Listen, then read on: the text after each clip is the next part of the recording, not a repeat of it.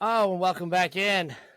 Well, let's pull up a chair, gather around the table here. We are in the Redraft Round Table once again. And Grant, thanks for joining me around our redraft table we have here once again for another week of exciting topics that we have today. How are we feeling after 2 weeks fantasy football? Oh man, ready for overreactions. Ready to look at our rosters and either throw them all away or think we're winning the championship. That's what it's all about in the first few weeks of fantasy. That is. That is. We overreact week one, and now that we have a second data point with week two, we're gonna overreact the other way if Yes, we're right or wrong. So, 100%, speaking of overreactions, is this the worst injury season that we've 100%. seen, or are we forgetting other seasons? I think so. I think there's two ways to look at that. One, I think there's a lot of injuries for sure. I Sure. also think that if I remember correctly, I think it's week two of the league season Mm-hmm. was the lowest passing week in the NFL. Like it's like top five lowest passing weeks in the NFL since like 2000 or something like that. Something Okay. crazy. So I think there's a lot of negative association with like there are people getting injured, but then what's happening is the people that you're putting in are not benefiting from a pass happy league right now. So what's happening is like your people are injured, you're subbing in people as like a flex, as like a deep threat, trying to score some 60-yard touchdown Hail Mary miracle, and it's not happening.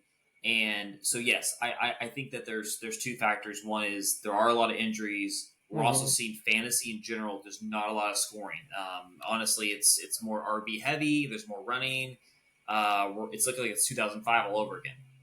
Do you think our mindset now? So this is kind of forward thinking. Is that going to how is that going to impact us next year? Because I think that's a good point you bring up. Of there are a lot of injuries, and Mm-hmm. unfortunately, there are a lot of injuries to players in the top of drafts that have gone on, Mm-hmm. or a lot of Yep. underperformances. That Yep. how does this affect us when we enter next year? Because we may have a different taste at the end of the season where those players are not producing.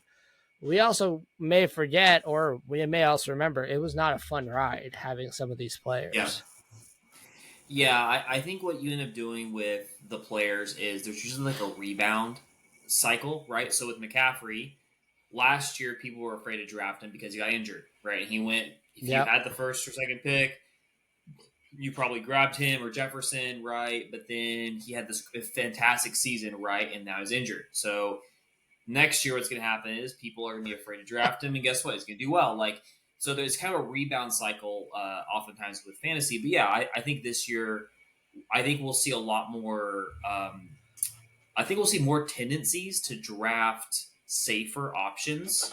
Mm. I think it's kind of how the draft has been trending because you saw that with and you see that a little bit with ADPs when there's contract disputes, like CeeDee Lamb, for example. If you drafted in like third week of August, you saw his ADP fall from like maybe a 1.3, 1.4, like a 1.6 or 1.7 Right. because people were a little concerned about the contract thing. They want more of a sure bet. They want to know he's playing. So I think that I think that yeah, you're going to see more concerns with injury. You're going to see people, I think, next year be a little safer.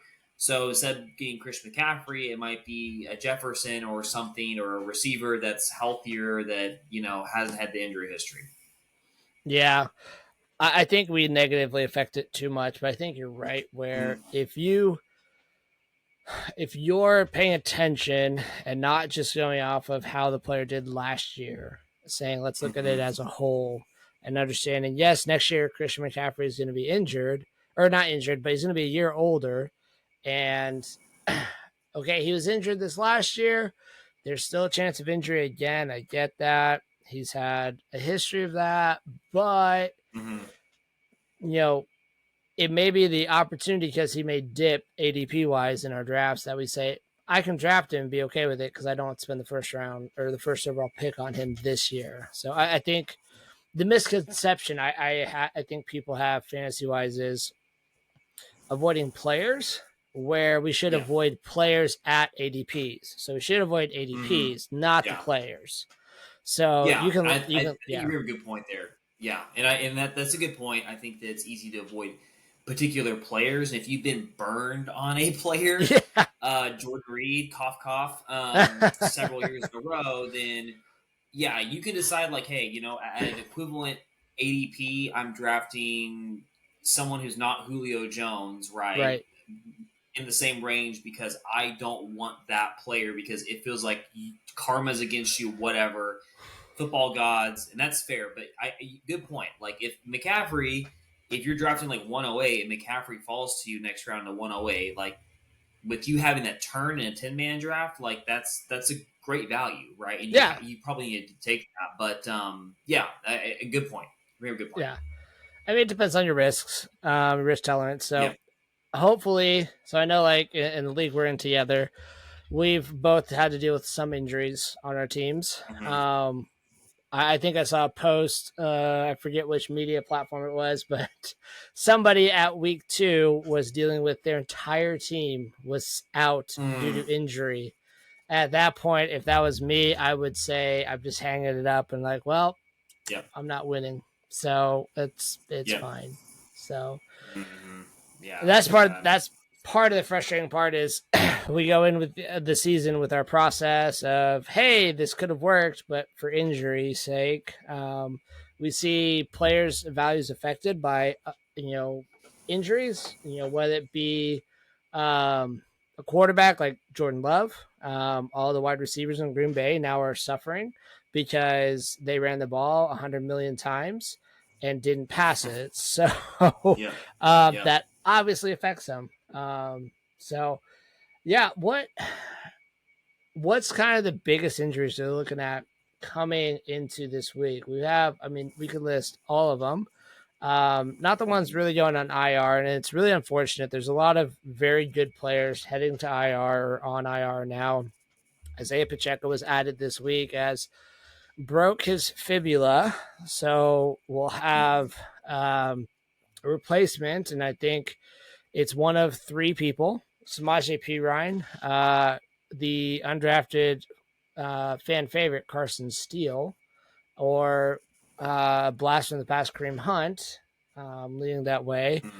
Mm-hmm. As we all know, Christian McCaffrey's on the IR, but that situation's Mm-hmm. kind of resolved itself for now. 49ers again, Deebo Samuel's hurt, might miss. Yeah. Also, George Kittle popped up on the injury report this week, too. Mm-hmm. So that hurts. But kind of not to really look at it too much because we could spend all hour, talking injuries. But what's kind of the injuries you're looking at as how does this affect how I approach this game? What's the difference here on this game? Yeah. I mean, I think to me, if there's an elite player that's hurt, right, like a Christian McCaffrey, it affects the whole offense. And the 49ers now, like all of a sudden, Ayuk's value is higher. You Mm-hmm. have Juwan Jennings, right? Even and like Brock Purdy's value is going down because while we understand that he's a very efficient quarterback, and for a real football perspective, you need to facilitate the ball to your studs. That's great. From a fantasy perspective, though, he needs as many weapons as possible so that way he gets good stats, right? And so Mm-hmm. that's hurting him where like he's having to hyper focus on either Jordan Mason, the backup running back, or other items. So like it really changes how you look at the offense. And I think especially the quarterbacks, like one injury I'm looking at in particular is Jordan Love. There's a chance that they're saying like he might play, and he's got this high ankle sprain, right? And it affects everyone. And the problem is like if you're a Josh Jacobs owner, you're like, oh, this is fantastic. He's going to run the ball. Well, now the problem is Josh Jacobs, because of the reliance on Josh Jacobs, he's rushing the ball 30 plus times a game, which in your theory, you're like, great, this is fantastic. I own him. He's now borderline RB1 because of his volume. Well, guess what's happening? He's not the youngest back in the world. It's a higher risk for injury that we have instead of having some more weapons involved with the offense. So, like, that's the kind of thinking you have to have with injuries is like, how does it impact the team? We saw the Packers really almost overuse him this last game. And I'm interested to see kind of what happens this next game if Jordan Love does play, which I don't think he does. But if he does play, like, is he still relying on Josh Jacobs? Does it become a problem with where he's on the injury report?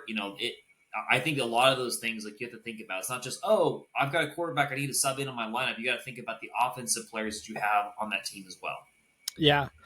So non-quarterback. So I think Jordan Love's one of the biggest quarterbacks, but like non-quarterback. So two teams in particular, one at the wide receiver position, one at the running back position. Let's kind of go through. We have an idea of what this offense is going to run through, or how they're going to look, but one kind of changes, and one drastically, I feel like, changes.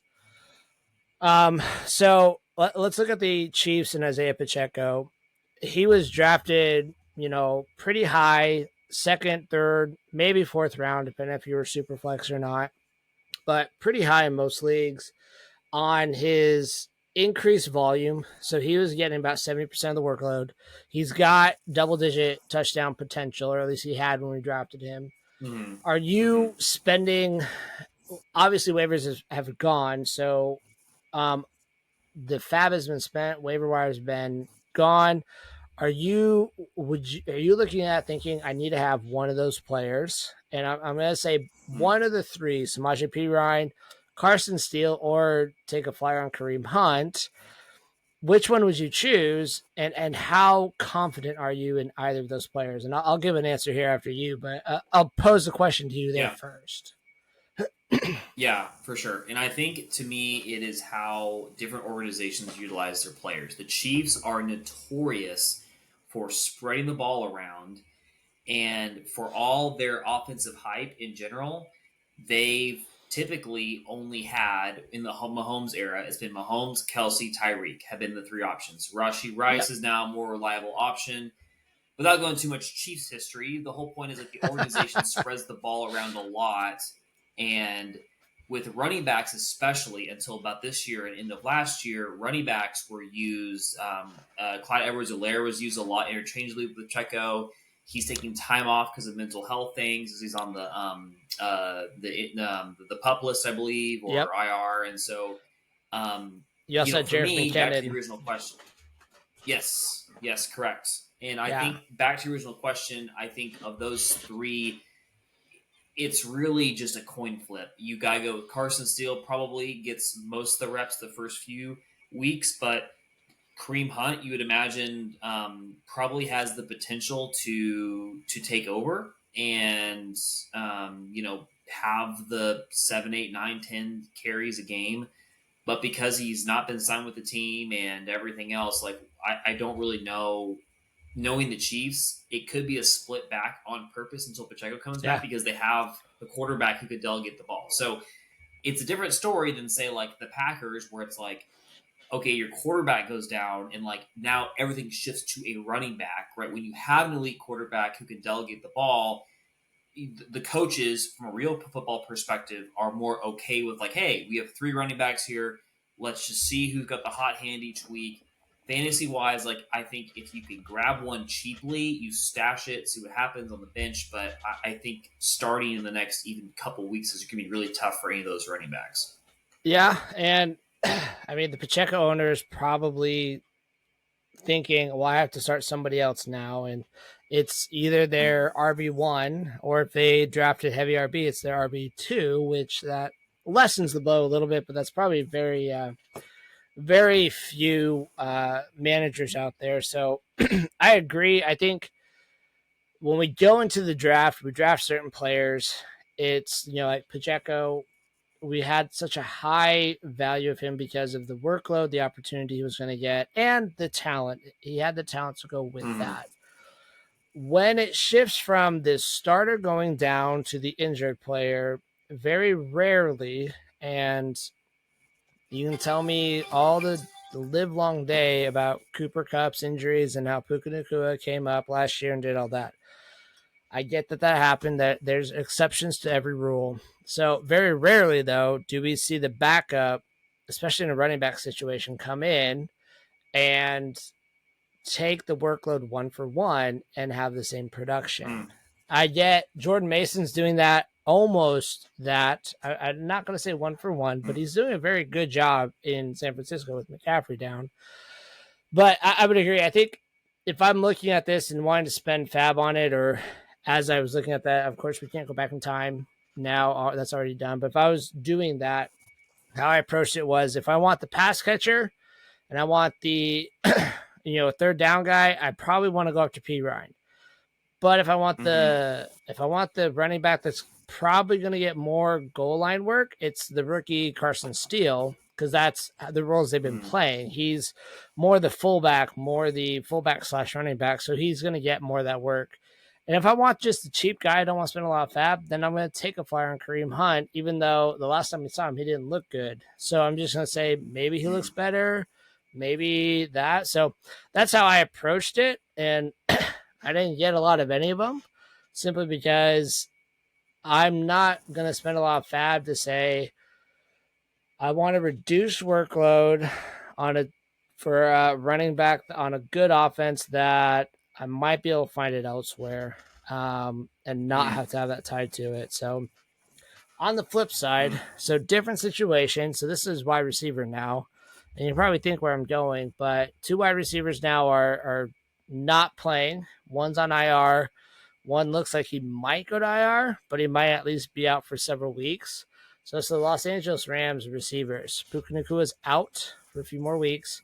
Cooper Kupp is, again, doubtful for this week. How are we approaching it this week? Obviously, the Rams, if all are healthy, top 10 offense potentially. They are highly regarded as able to score. Yes, they run through their wide receivers. How are we approaching that? Are we trying to trade for any of the wide receivers at this moment if we have healthy ones? But are we trying to pick up, you approaching this as, are you picking up one of the backup wide receivers? And if so, who? Because I think that's kind of important of what your thought process, because I think each wide receiver looks a little different with the role they play.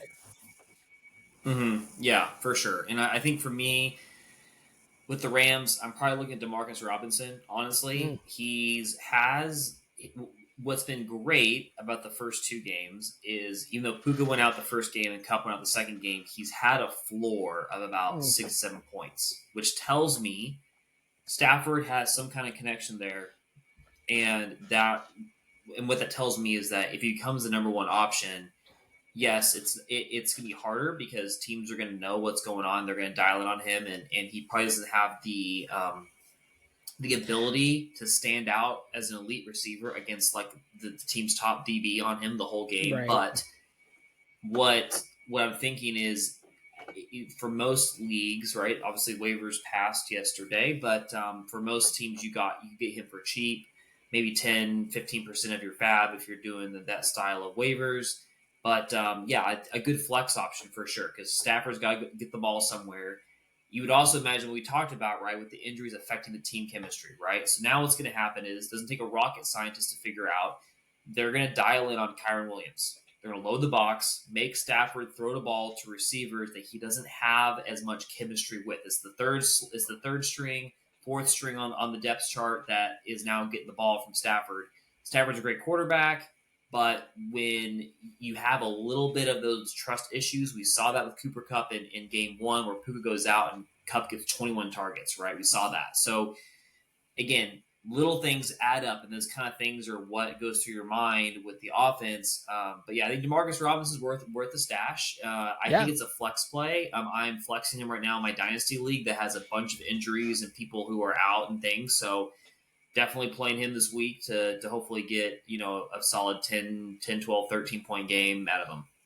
That's not bad. I mean, for a flex option, 10 to 12 points is actually pretty decent for a flex. And they play San Francisco, and San Francisco, after, again, 2 games, let's be honest. And I think some of it's a little inflated by the Vikings and Justin Jefferson, the 97-yard touchdown he caught. But the Niners are the 4th best opponent for wide receivers, fantasy-wise, as a whole, which we wouldn't have said that.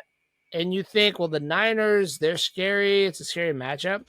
I'll also point out, I like the Demarcus Robinson. The one thing I would note for him is for the first 2 weeks, he has been a red zone target for Matthew Stafford, even with Cup playing.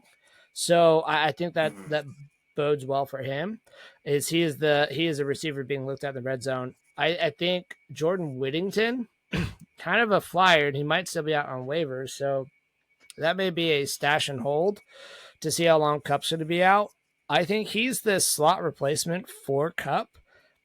He got a little run in the preseason, so it wouldn't hurt to just say maybe I want him. And if you Mm-hmm. can, if you need depth, but you don't need to start a player right now, he's probably free off the waiver wires right now, unless you're a super deep format. So that would be my kind of stash of the Rams receivers. I know what Tutu Atwell is. I know what the other guys are. I don't like. I want to see what the rookie has. So that'd be my play on Mm-hmm. it. If I don't get Yeah. Robinson, I want a cheap guy. I can wait a week. I'm gonna play Whittington and just see what we got there. So Yeah. Yeah, and you're a good point with the Rams with like Puka and Cooper Cup, which is like if the big thing is if they're injured, unless your team is decimated by I would say 5 or more injuries, where like literally you have so many injured players that are good enough where you cannot start a full team. If you sell them now, it's like stocks, right? Like yeah, if you sell them when they're at their lowest, like you're not going to see the return. Like you are holding them at their worst spot right now. You're holding Cooper Cup at his worst spot, at Puka's worst spot. So each week that you go on and you're holding these injured players, their value is actually increasing. right. So if now again, if you're looking at because fantasy football, yes, it is about reaching the playoffs. It's about having the highest points. It's also about like the length of the season, understanding like, hey, if I'm 2-0 this week, or if I'm 2-0 entering week 3, am I okay with having 2 or 3 losses in a row here while my team heals up? Yes, no, I can't do that. If you're 0 and Right. 2, going 0 and 5, you're probably out of the playoffs. So you have to make some moves like immediately, or else you're going to be in trouble. So that plays a role into whether or not you're trading injured players, like how you view your own players, because people are going to try to poach you and be like, oh yeah, Cooper Cup, like I'll give you this random flex receiver for him, and it's like, oh yeah, it sounds great, or maybe it doesn't, and then all of a sudden there's an unequal value, and you've lost that because of the injury to Cup. Yeah. So that's a good point. And let's talk trades. And I mean, I think you mentioned a very common way that people like to trade and buy low. Like you said, Mm. we think of fantasy football as kind of playing the stocks, and of course these Yeah, are the real life players, but we're playing a game upon a game, so we're gonna treat it like stock. And injured players are at their lowest. So if I'm the manager that has them, I am aware of that. But at the same time, balancing the fact, like you just said, I need wins. So can I get yeah. wins now with the players, especially the injured players? Can I get them while having those injured players on my team? So I'll I'll let you answer this first, and I'll give mine because I think it's a little different. What's do you have when you're entering, trades? What's kind of your overall? Do you have like a philosophy of how you're wanting to trade Mm. with other teams? Yeah, it's a good question. I think what you need to do. So, I think the overarching theme that sometimes new people don't realize is that you, for the most part, are friends with the people in your league, right? You know them in some Yep. capacity. Hopefully. They're either family or friends or colleagues or something, right? And so while you want to win, right, you don't want to be an idiot or a jerk to other people about how you do things. So to me, like what I try to do is say, okay, I've got 2 receiver slots in a flex. I have 4 startable receivers. I have too many receivers, right? And then my flex is an optional thing, right? So I need running backs. Like I have a Zamir White who's not producing. I need to kind of make some moves to bolster my team. What you're trying to do is saying, okay, what I'm doing is I'm looking at a team who needs a receiver, who maybe has an additional running back, and I'm doing like, hey, you need this, I need this, right? I try to make a point to not like screw people over in the sense of like I see this crazy value in this player and I'm pulling the wool over your eyes and like, oh yeah, like this is a great player and trying to like talk up this player, but in reality, I don't see that. I think you can do that. That's fair. It's competitive in some leagues, but I think if you're looking for other teams' needs, look at your own, do a 1-for-1, try to have comparable trade value. And yes, there are trades where it's like you're trading a receiver for a receiver and you like this player, other person likes that player, and great, and one of them works out in the Yeah, end. But yeah. yeah, so that's I particularly how I trade. Is I try to be nice to people and try to like see what their needs are and see what my needs are and make a comparable number. yeah, I would agree with that. I would say I don't always like it. I'll say this: I've done these trades where I've done the same position for same position, running back for running back, wide receiver for wide receiver, because I like this wide receiver better than the other one, or whatever it is. So I've done those. I think those are the easiest trades. They don't need Mm-hmm. evaluating too much of, well, who won this trade? Well, which player do you like more? I mean, we'll know who won by who scored more, but in the moment we Mm-hmm. don't know. I like how you hit on the trade philosophy, and I don't think that is talked about in regard as much around the fantasy community. I think the thought is, and this is where we kind of get away from it, of how can I win this trade? Who do I need to buy low? Who do I need to sell high? And potentially thinking, well, my league mates may not quite know this information, although I would argue Mm-hmm. they do. We're as a community, it's getting a lot smarter. Of there's so much information out there. We kind of know who are the targets, who are the fades, who's people trying to dump or not. So I like your approach with what does that team need, and then what does my team need to get better. Um, I'm gonna take it one further where I feel like a good trade, you're gonna potentially regret it slightly. Meaning, Mm. I've got to give something up to get something, and the higher value I'm trying to get back, the higher value I'm going to have to give, and that's going to hurt because I don't want Mm. to do that. So I would agree. My personal trade philosophy is the same as yours. Of where's the team needs, and can I meet your needs? Oh, you have a running back need. You just had Isaiah Pacheco go down. I have a wide receiver need. Cooper Cup just went down. Hey, can we do this Mm. trade where I'm getting a need, but I can send you something you need in return? Who won the trade?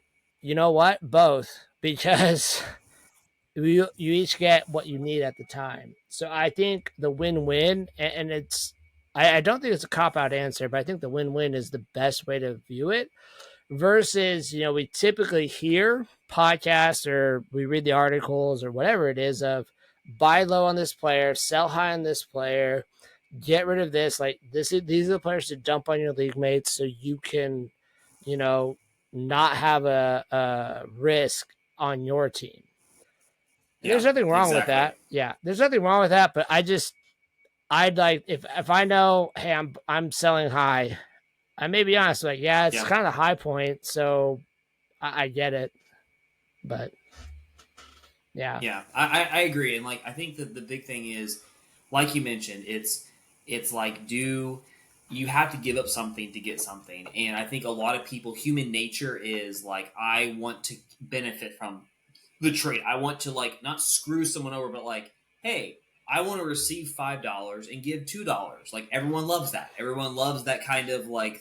But as yeah, humans, we of are course, geared to like to go for that, and I think when you look at someone and say, hey, this person needs a position, they're going to value that position higher than someone else. So, like, if someone definitely needs an RB1, like a Josh Jacobs, who was drafted in like a late second, might be valued as almost a first round pick, right? To someone who desperately needs a running back who has like a right. Jefferson or something, who's like, hey, like, I think he's the same value because I desperately need somebody. And so that's where I think you can be I think you can be nice to your league mates and also make competitive offers. So if people in your league, there's trade, there's activity. It's not just a stagnant league where you have your draft party and then no one talks, and then you have your games and your season's done. Like there's constant activity and trades Yeah. and fun things going on.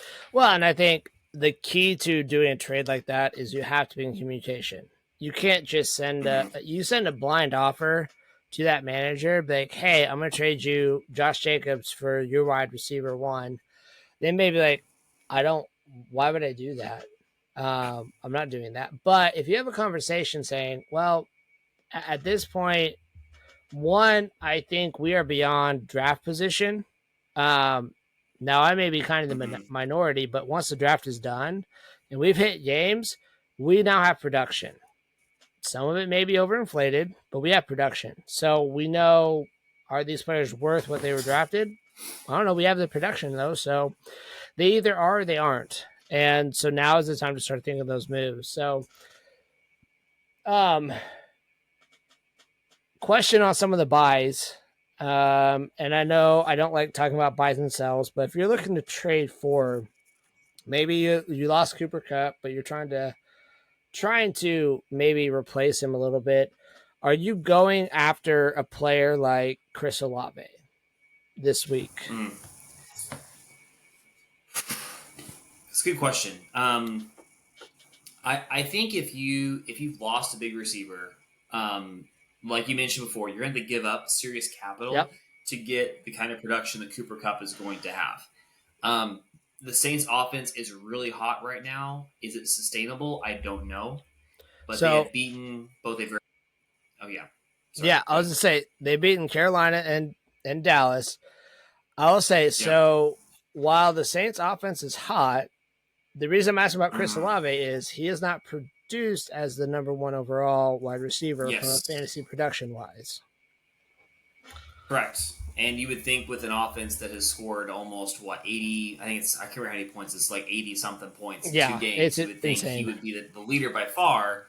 And what's happened? It's all gone to Kamara, Or Rashid. who was probably drafted as yeah, you're right, who's been like a fourth round pick. And so I think that you can. I think it depends upon the owner. So Olave, I think you can get him at a good value because I think obviously the production is there. The offense is scoring points. Does Derek Carr have a preference after two games? Probably not. It's probably matchup based. Sure.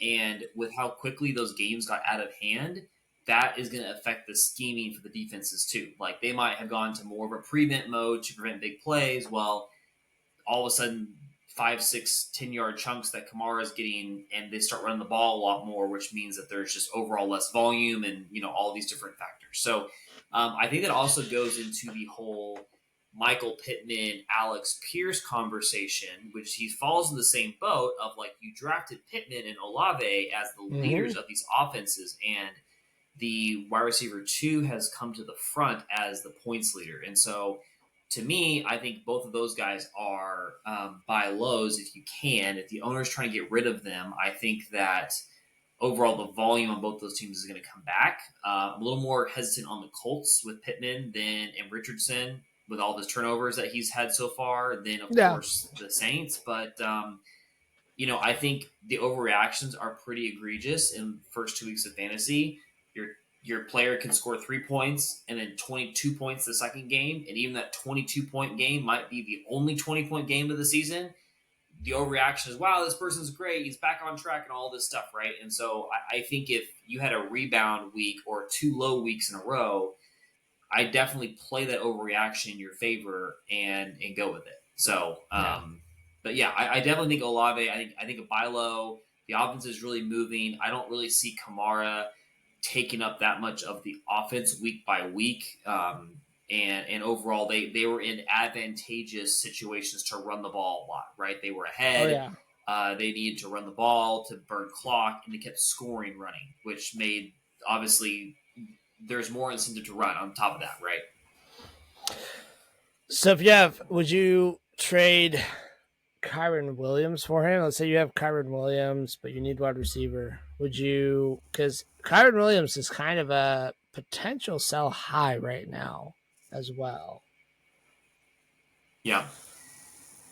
I think Kyron Williams, I would sell high for sure because I think we talked about this a little earlier. with the hyper focus now being on stopping the run and making Matthew Stafford throw to rookies, wide receiver threes, people who are barely into the 11 set for the offense, Yeah. to me, they're keen on Kyron.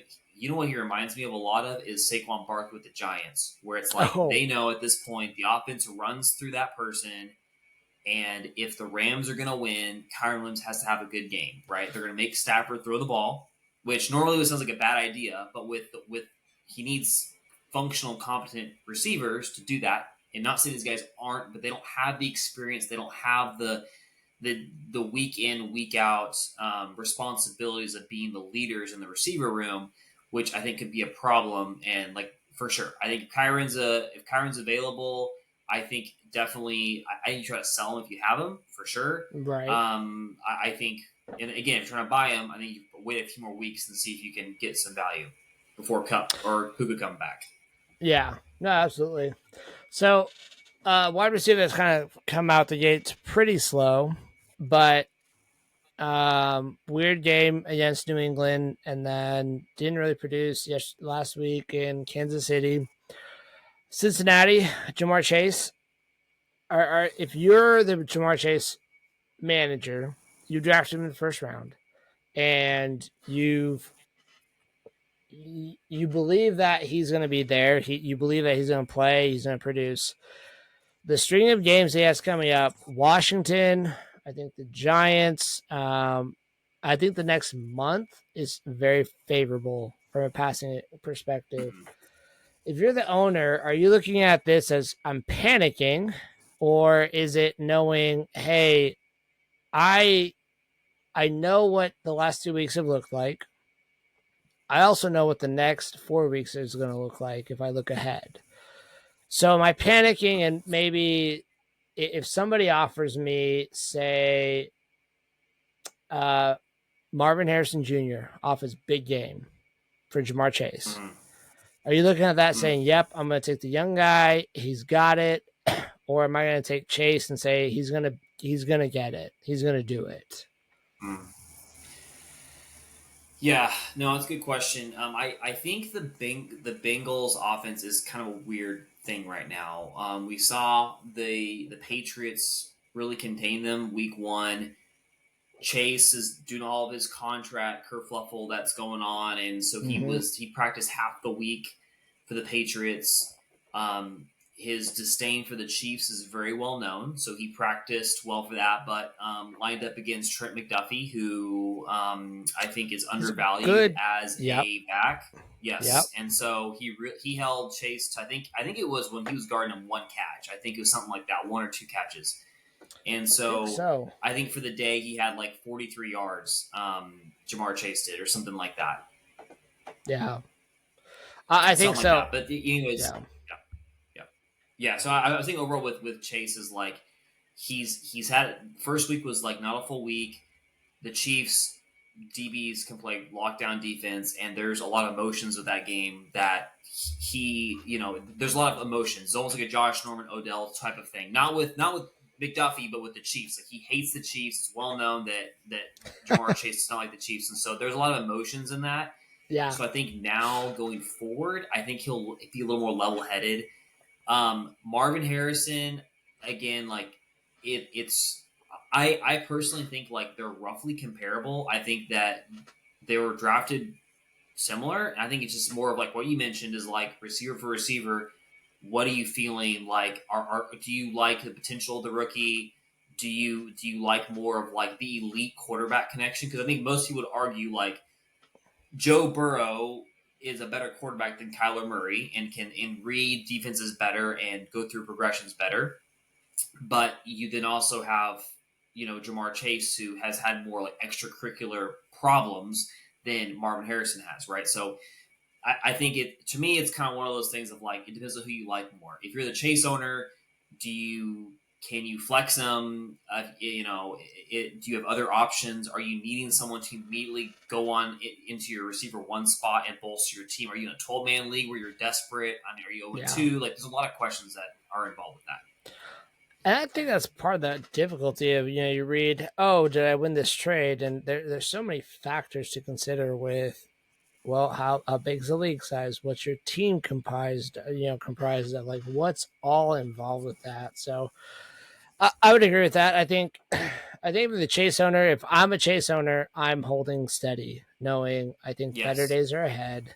I'm not gonna sell out short. I don't have an injury to deal with, but it's just lack of production, which is also frustrating. But it's just lack of Yes. production. So, um, yeah. So, um, bring up a pretty good point. Do you have any either fades or targets you want to discuss Mm. as far as trades go?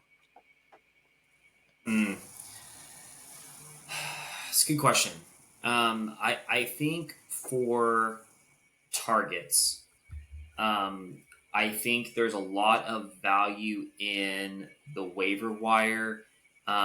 So there's a lot of options that you can go to that where you see start seeing trends of people who are picking up targets, right? And I think Mm-hmm. that for the Saints, Raheem Sashid, I think I said that right, Yep. has quietly put together a top 6 or 7 receiver position wise season so far in fantasy. And I think that people don't know who he is and was on anybody's roster to start the season and could be on people's waivers still today. So I like that. I think for me, I'm looking at offenses, and while yes, like 2 games is not indicative of an entire season, the fact that the Saints took care of business against a bad team and also a good regular season team, and for how much we give the Dallas Cowboys crap for not doing well in the postseason, typically in the regular season they're one of the best teams in the regular season with their defense, and so they handled the Cowboys well at home. And to me, like adding a piece of that offense, especially with Derek Carr, who seems to be really spreading the ball around. There's not been this elite. There's not Michael Thomas there to suck up all these targets. Personally, for me, if I can get a piece of the Saints offense in any form or fashion, I'm probably going Mm. for it. Which means Olave in a buy low. We just talked about that, or Shashid that's on the waivers, or maybe somebody picked him up for 10, $15 of your fab. Yeah. No, so I agree with that. I think we see enough trends right now to know what is. We don't have enough data points this year to say this is a trend, but we have data points to start saying if this continues, this is going to start a trend. And I think that's the hard Mm-hmm. part of football and fantasy football as a whole is you get 17 data points for a year to say this is the trend. So by week 4, we have to start deciding, is this a trend or is this just a drop in the hat? So Mm-hmm. Yep. I yeah, so I think there are ways to think about this too. And we have 2 weeks of data. So for me, that means I can start looking at, is this trends? And that's where I'm starting to look at which teams. Now, this may be I have injuries or I have bye weeks I have to fill. So, what teams are good against the positions I either need to Mm-hmm. replace because of an Yep. injury, or do I need to replace for a week that I'm looking for a flyer that I don't want to Yep. rely on him, this player, but I want to uh, rely on him for 1 week. It's a rental in Mm-hmm. my mind. So Mm-hmm. I'll bring up here. Let me share my screen. This will be great. Great podcasting here. So, um, but I like to use some tools to help me with this, and I think this is kind of indicative of what we can look at. So this is a Mm-hmm. cool. It's off FTN fantasy, and this is a points against tool. Now there's a paid version of this, and they're not sponsoring us. They're not doing anything. This is just my personal what I like to do. And right now I have against the wide receiver position. And surprise, surprise, Washington. I mean, no surprise at all. Is the best team to go against wide receiver. If you have a wide receiver and going up against Washington, that's the best team to go up against. we mentioned San Mm, Francisco right now is a really good team to go up against. Now, this is where a limited data sample comes into play of is this we have 2 games. Was that a fluke? Because game one mm, against the Jets didn't really seem like that big of a deal, but game two against the Vikings may have bolstered that a little bit. So you have to kind of take this in stride of knowing what's the trend versus what actually is probably a going to kind of even out. Where I think at the end of the year, San Francisco may be closer to the bottom. Um, Looking at this, so that's a tool I like to use. I don't know what are your thoughts on that? yeah, Where yeah I think like these tools are fantastic. I think if you have the time and the ability to use these, they're fantastic tools.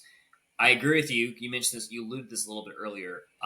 Great tools. I think early season they're going to be super wacky because you right have matchups that happen where, like, okay, well, the Niners played the Vikings and like Sam Darnold, torched the defense with a 97-yard touchdown throw. Okay, and then like it jacks all the metrics because there's only been so many drives that the defense has been exposed to and all these things. But I think these kinds of tools we mentioned are perfect for bye weeks and injuries because you can look at trends and yeah say, you know what, it's like gambling, right? It's like, all right, I've got better odds of going in on like pocket aces versus like 2-7 offsuit. Like it doesn't guarantee me that I'm going to win, but I have better odds and better right probability of doing well in this matchup.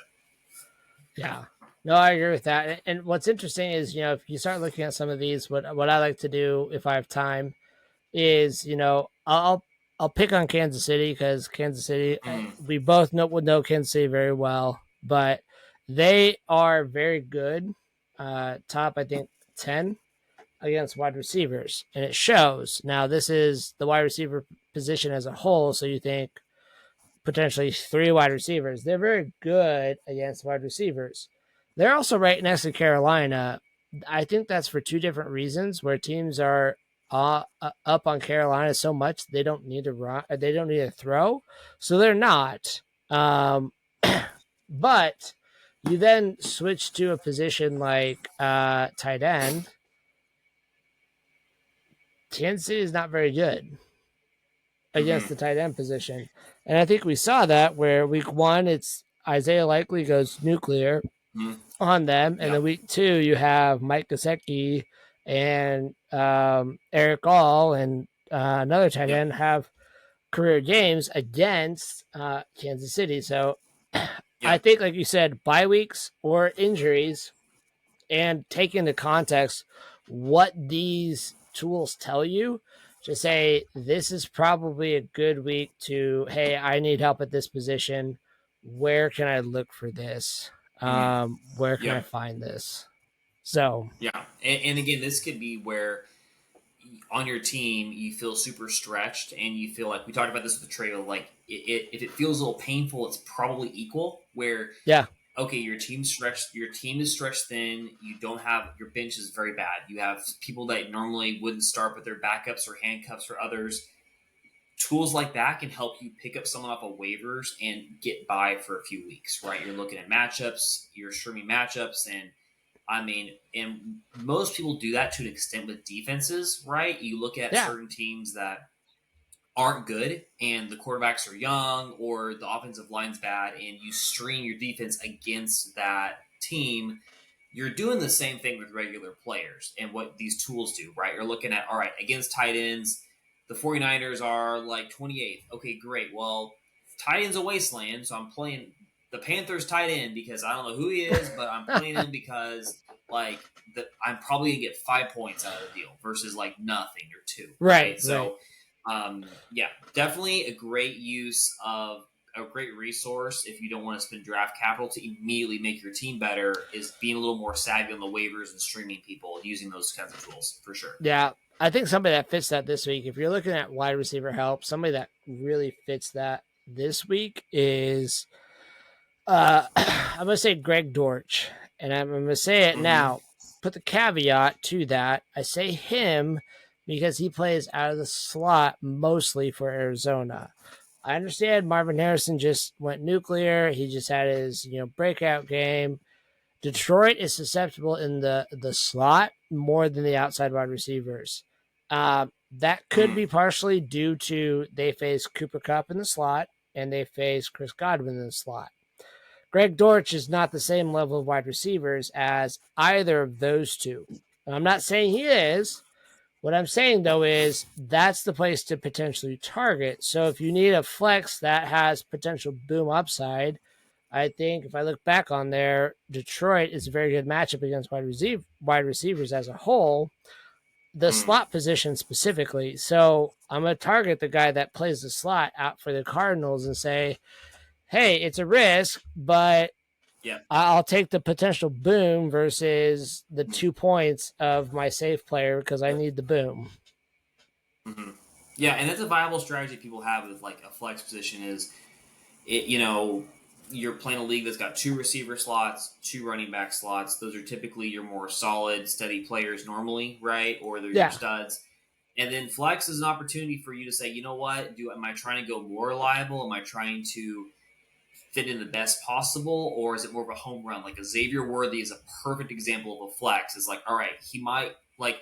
There's a very real chance he scores me 3 points because he Yep. catches one ball for 20 yards, but he also might catch 4 or 5 balls or whatever it is and end up scoring like you know 25 points. He catches touchdowns. So Yeah. yeah, I think there's a lot of again there's different ways of looking at it, and I think that boom or bust is definitely a strategy, and probably one that I need to use more of. Honestly, I'm really guilty of looking at someone and saying, "Oh, I want the guaranteed 10 point floor because I'm trying to get my points statistically as high as possible to kind of like help alleviate probability concerns and all this stuff." But I think that using your flex as a boom is a great option. And part of that also maybe if you face, let's like last week, if you had to face James Cook, or the week before, if you had to face Mm-hmm. Saquon Barkley, where you're facing a team that just went boom on Thursday night or Friday night or Yeah. whatever it was, that they had a player that just went off way over their projected amount. They had just an unbelievable game. You may be faced with that choice of, I need somebody that can provide a boom.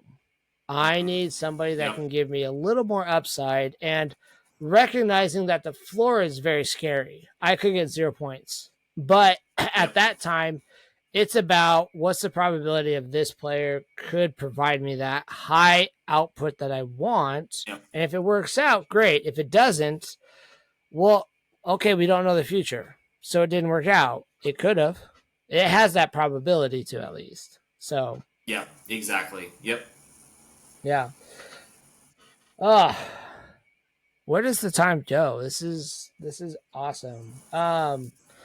Anything else as we start, haven't fully looked at week 3, but at the same time I feel like the philosophies around what we need to do around week 3 are there, of whether you're a team dealing with injury, you're a team dealing with just whatever it may be. Um, yeah, what are kind of things you're looking at for week 3? Whether you're trying to construct your lineup or you're still searching the waiver wire, you didn't get the players you wanted on Fab. What are you kind of looking for here?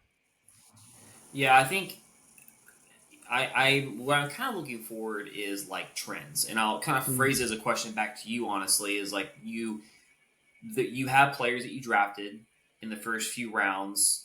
Hopefully, rounds 1 through 4, your picks have hit. Right. If they haven't, right. then you're looking for trends. Like, was it a bad game? Is the quarterback Mm, not seeing this receiver? Is the running back just not seeing holes? Like, and again, like some of those things unfortunately take like an understanding of like a deeper understanding of football, and you're watching the games, and a lot of people don't have time for that, right? So for you, like let's just dumb it down to points, right? Like a Michael Pittman, for example, right? Like he got drafted high, right? yeah. Expecting to get the volume from Anthony Richardson, who looked great before he got injured last year, and he's had problems turning the ball over. He's had problems turning the ball over. He's been going to Alex Pierce, who's Yep. kind of taken over that role since Josh Downs has been out, but now that Josh Downs is back in, there's more competition in the receiver room. So, from your perspective, you got Pittman. He's had 2 duds, right? I mean, really bench material points for 2 weeks, right? At what point are you saying, you know, I mean, you're starting in, let's say you're starting in week 3, right? Like, you're like, I'm giving this guy another chance. Like, at what point are you saying, I'm benching, I'm listening to trade offers if someone wants to buy him low and I just need to get something out of him, like what are you doing, or like even dropping him? Yeah. So at this point in the game, I'm not probably dropping him. Um, Later in the season, we may talk about that where I may drop players where you may not drop in a normal basis, but you're dropping in the hopes of you're trying to get your league mates to pick them up. But I think that's a later in the Yeah. season move to do. Um, I think I'm listening to trade offers. Now, I think Houston's a good defense. They have a good pass rush, and they face the Colts week 1. The Packers also, I think, are very underrated but good defense. So I'm looking at this thinking I want to see what I kind of want to see what happens the next 2 weeks. If I start seeing the Mm, same thing over and over, especially with Josh Downs coming back, if the target competition is too much, that Pittman's not singled out, I don't know that the volume's going to be there that he gets there. mm, So yeah. I'm probably right now starting to feel out some trade offers and Okay. starting to maybe do some, okay, what do I need to do to maybe this is the time before Brandon Ayuk pops off to say, I want Brandon Ayuk. Maybe I can get Pittman straight up. It's a wide receiver, wide receiver. We don't, I don't like those, but maybe I have a running back. I have maybe Chase Brown that's kind of starting to be talked up a little bit right now to say, hey, can I package this? There's potential with this. It's not a no name. Pittman Yeah. has a very good name, so I'm probably saying I want to try to maybe see what I can get, put some feelers out, but I'm not going to rush to say I need him off my team right now. I don't want any part of him. So, kind of what I heard you say is based upon what he did in the past Yep. and quarterback's healthy but making decisions, you're probably starting your studs that aren't performing until like through week 4. And then probably between week 4 and week 5, Yep. maybe you're like really considering your lineup and saying, you know what, I have 4 data points here. It's not working. I have to move on. Yeah. That's Okay. that's yeah, that's what I'm saying is I'm gonna give it a couple because 2 weeks they were not so great matchups, I would say, but I do think there is some concern potentially. Anthony Richardson is also the type of quarterback where it's boom or bust. I think, unfortunately, I do think while I do have Richardson on a team, I think that there are some limitations that he has to grow through, and he's got to get better as a passer. And right now, it's unclear if he's going to make that step. Now, this is what Richardson's. He started 4 games last year, if that. So this is his 6th game. So there's still a little bit of okay, how much do we let these guys grow? The same thing could be said for like DJ Moore in Chicago. Are we bailing because Caleb Williams hasn't produced? I think there's something to be said for the lack of preseason preparation that players go through now. And that's why I'll give till week 4. And if it starts to work out after week 4, I'm okay with it. If it doesn't, then I have to be ready to say I need to move on. Because after 4 weeks, they're in full football mode now. They should be in full football mode. So if it's not, then yeah, I'm gonna just say I have to move on, even if I like the player. And it's hard, but I have to be honest with it then. So Yep. That's fair. Yeah, that's good because I think people oftentimes, like anything else in life, right? Like they get nervous and they say, "Oh my gosh, like this person's not doing well, or this person's doing really well. Therefore, I need to like sell high, or I'm." People will skew data and look at players in Sure. whatever way they want, right? But I think that it's important to look at a player like like I said, Pittman or DJ Moore or any Zamir other White's one too, but variety you could of. look at him too. Yep, Yeah. yep, you're right. Yep. And so and even like tight ends, especially with most of the tight ends this season that got drafted high, it's not Yeah. been great. And so tight ends are though a little more forced because there's no options. Like you're doing backups or something. But yeah, I think good point is Yeah. I think give it 4 weeks. Don't panic.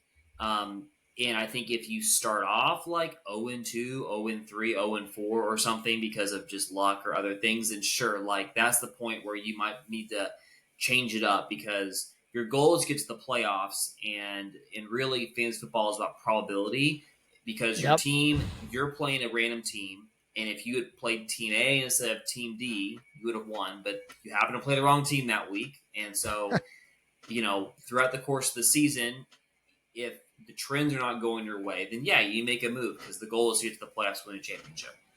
Yeah. But that's where like I would hold my players. I'm gonna start the conversation of trades though. So I'm Yeah, gonna yeah, put some feelers out there. So I'm not gonna say idly buy and say I'm gonna hold.